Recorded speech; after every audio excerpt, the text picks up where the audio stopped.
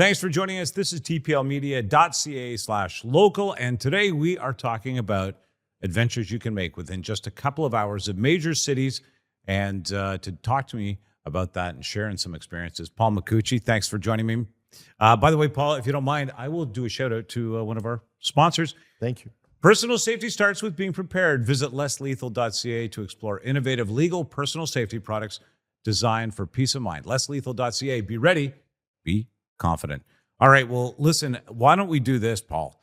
We'll share these because I made a quick list. I know that you made a quick list too of some of the adventures. And it's wild because as you think about these, you start to think about the history that you've had with your kids, with your own family growing up, and how special some of these places are. You know, they haven't changed all that much. So sharing them with your own kids or revisiting them, I think is a really kind of special thing to do.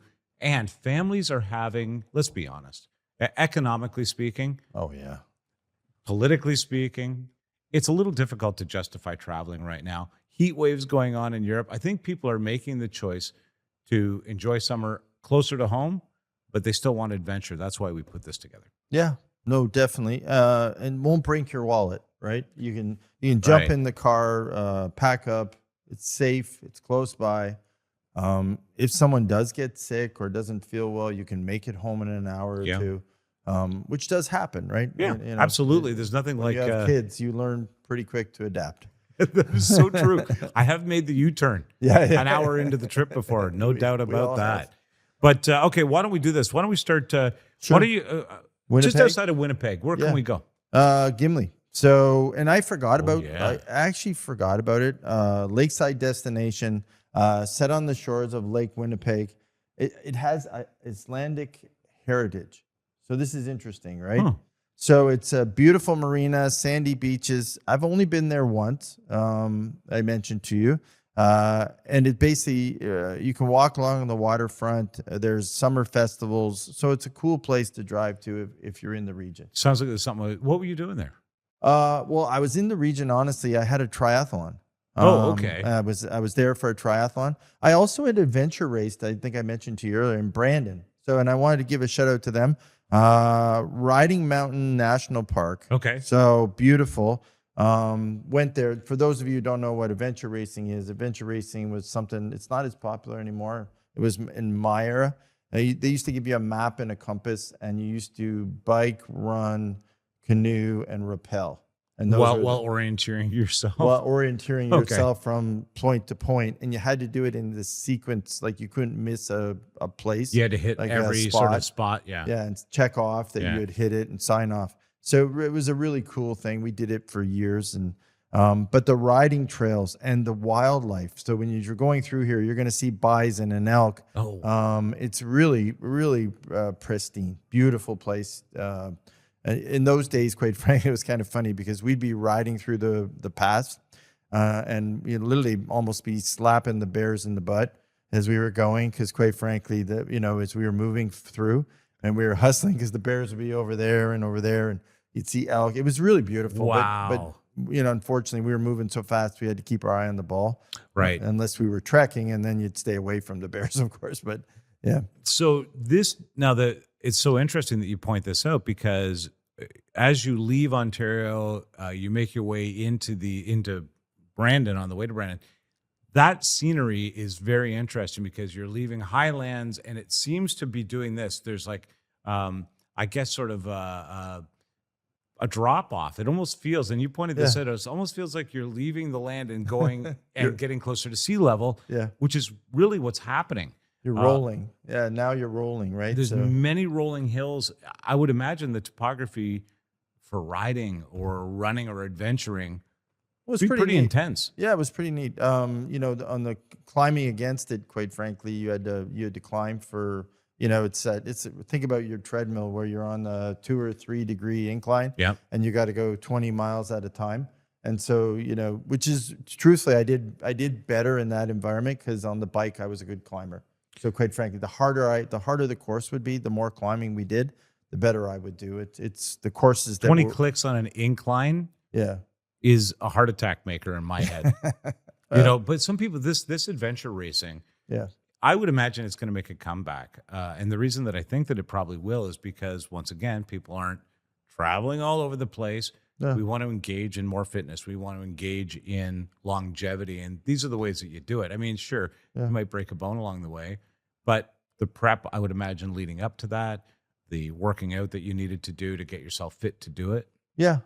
And we rent, if you get a chance, you can rent a motorhome. So we started off doing it. We rented a motorhome for one season. We ended up buying a motorhome, rent a motorhome, and then, quite frankly, off we went. And, you attach your bikes, you attach your barbecue, you'll have a blast. You just, Well, camping, I think, is on the, speaking of incline, it's on the incline right now in Canada, and which is fantastic. I think that's one thing the provinces have done really well is maintain what they do on a provincial park level. It's a big deal here in Canada. Yeah. And then now we're actually hearing more about them and what they're doing to bring people closer to nature.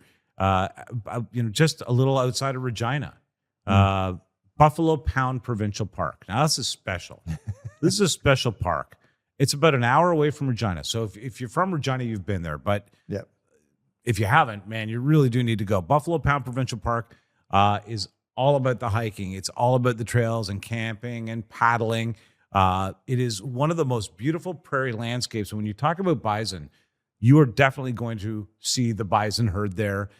It's kind of it's the ideal weekend escape for Saskatchewanians. Is that how we say that? I think how you say it. I just bought a new kayak, so if I'm down in the region, I'm taking my kayak. How do you like it? I love it. It's a tandem, so I'm enjoying it. It's a new one in my gear. Yeah, but tandem is great because if you're in the back, you can just keep saying, "Come on, help me out here," and it's hard to look back and see you're not paddling. Other ideas in the area, of course, you can visit Moose Jaw, which is always a beautiful place to visit. You've got it almost feels village-like still for a big city. There's the water parks and stuff around. Last Mountain Lake, Castle Butte. I passed this this is on my list. Okay. But once again, beautiful lookout, the ability to see the prairies through the eyes of, 6,000 years of indigenous life in this area. And you can take a look back and think, wow, this is ancient. This is ancient and it hasn't changed. No. So that's a fantastic stop. Rowan's Ravine Provincial Park. Absolutely stunning.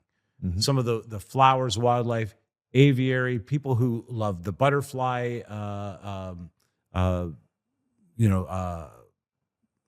appearances throughout the season will find this area to be wonderful for them.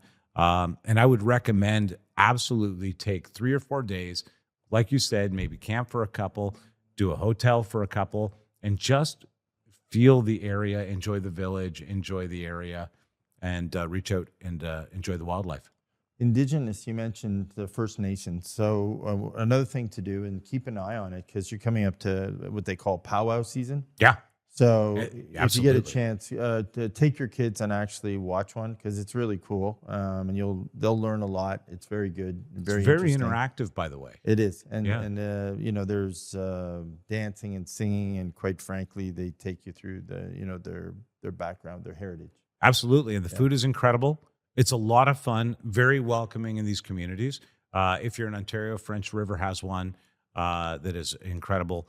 But you're right, this is a really good piece. And as we're doing this, we just finished Indigenous Recognition Month here in Canada, where many of these beautiful areas have been highlighted. Just outside of Saskatoon, just literally outside of Saskatoon, by the way. So if you're visiting Saskatoon, that's part of your adventure for the summer. If you are planning a trip to Saskatchewan, Waniskewen Heritage Park, just a few minutes outside of Saskatoon. Here's the thing. See, and I mentioned this before, 6,000 years. I just wrote this down. 6,000 years of Indigenous history on the Northern Plains. Yeah. Think about that. Oh, you're in the heartland. It's really the heartland it is where of Canada. A lot of it started, right? Blackstrap Provincial Park. You're going to want to have a look at that, at least as one of the options in the surrounding area if you're touring through. Mm-hmm. If you're a local to Saskatoon, you probably have already visited. You want to get back to this provincial park. It's absolutely a great, by the way, it's a great place for families to gather. If you're having a family reunion, they have the facilities for it. You can camp and make it a day trip. Yeah. They have the ability for you to set up and barbecue and experience wildlife as part of a, even if it's a corporate gathering, a church gathering, whatever it is, this is one of the locations you might want to think of for that. And of course, Beaver Creek Conservation Area, another gathering point for many festivals and fun. But you can just go and enjoy for the day like a family as well. Beaver Creek. Beaver Creek. Yeah. Go take your kids to see a beaver dam. They'll love it. Yeah. And by the way, if you want, you can put the kids in with the beavers to swim. Not recommended? No. Oh, okay. No. What I will do is ask you to recommend some places to us. In the comments, don't hesitate to let us know what we missed, highlight stuff that we missed. That's what this is about, is interaction. Get out and enjoy some adventures, just a few minutes, maybe a couple of hours from home. Save a few bucks and enjoy your summer. Thank you for joining us. Thanks, Paul. Thanks, Mike.